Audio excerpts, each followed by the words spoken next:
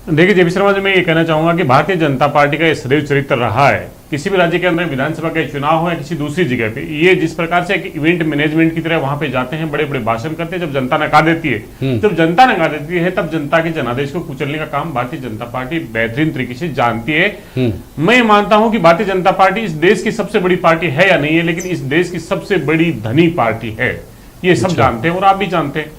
और इस धन बल के आधार पे और अपनी जो दूसरे एजेंसी हैं उनके आधार पे लोकतंत्र को कुचलने का काम, दिए हुए जनादेश को कुचलने का काम करती है। मध्य प्रदेश का आपके पास में सबसे बड़ा उदाहरण है, और भी एक लंबी श्रृंखला है जो प्रदेश के 7.5 करोड़ जनता हर व्यक्ति जानती है, उसी का हिस्सा, उसी की चीज और उसी को लेके ये इसमें माहिर है। और इन्होंने निश्चित रूप से दूसरी बात, जनता के जनादेश को जो कांग्रेस को दिया था उसको कुचलने का काम भारतीय जनता पार्टी ने किया, क्योंकि जो 6 जिलों के अंदर चुनाव है उन 6 जिलों के अंदर 5 जिलों के अंदर भारतीय जनता पार्टी को करारी शिकस्त देके, और चाहे जिला परिषद हो चाहे पंचायत समिति हो, उनके अंदर कांग्रेस को बहुमत देके भेजा था। सरकार की नीतियों पे मोहर लगाई थी और कांग्रेस के कार्यकर्ता उस नीति को लेकर घर घर तक गया था, लेकिन लास्ट में इन्होंने कुचलने का काम किया।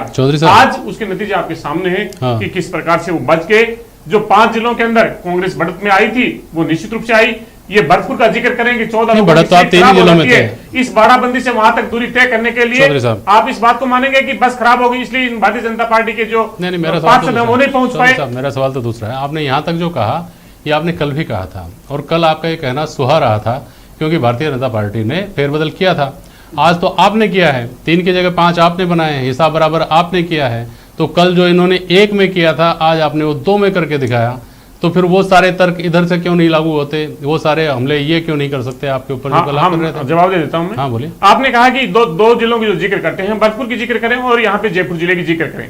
जयपुर जिले के अंदर भारतीय जनता पार्टी 3 उप जिला प्रमुख के तौर पे प्रत्याशी तैयार करती है। इसके बीच में क्या लेन देन हुआ, क्या तमाम चीजें हुई, ये भारतीय जनता पार्टी के लोग बता सकते हैं, या फिर भारतीय जनता पार्टी के अध्यक्ष बता सकते हैं, जो 22 साल पुराना लेटर निकल के भारतीय जनता पार्टी के लोग ही लेके आते हैं कि पीठ में छुरा कौन घोंप रहा है। तो ये तो बीजेपी के जो साथी हैं वो जवाब देंगे कि आपने 3 किस प्रकार से प्रत्याशी बनाए और 3 की शर्त पे 2 को विड्रॉ किया गया और कौन आपके निकल के गया।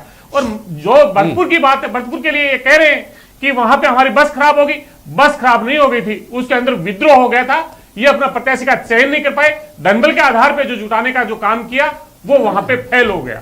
ठीक है, प्रकाश भंडारी जी इनसे पूछा जाना चाहिए कि ये कह रहे हैं कि वो लेटर की बात है, तो हमने तो कभी नाकारा निकम्मा हमारे पूर्व अध्यक्ष अभी आ जाते हैं, लेटर के ऊपर बात कर लेते हैं। रुकिए 1 मिनट। प्रकाश भंडारी जी, कल जो कांग्रेस का हमला था, भारतीय जनता पार्टी का हमला, आज उससे अलग कैसे? कल जो तर्क भारतीय जनता पार्टी के थे, आज उनसे अलग कांग्रेस के तर्क कैसे हैं?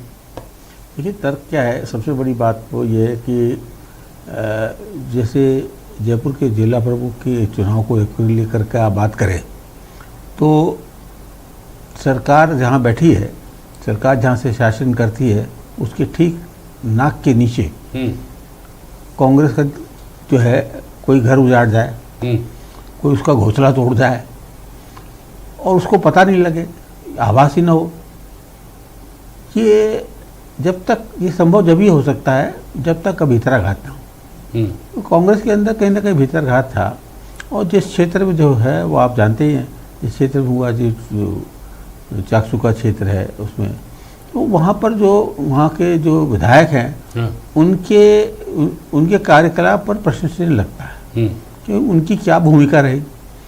एक तो ये है। दूसरा सबसे बड़ी बात है, पूरे संदर्भ के अंदर मैं पत्रकार के हैसियत से कहना चाहता हूँ कि ये दल बदल कानून जो है पंचायत में लगना चाहिए।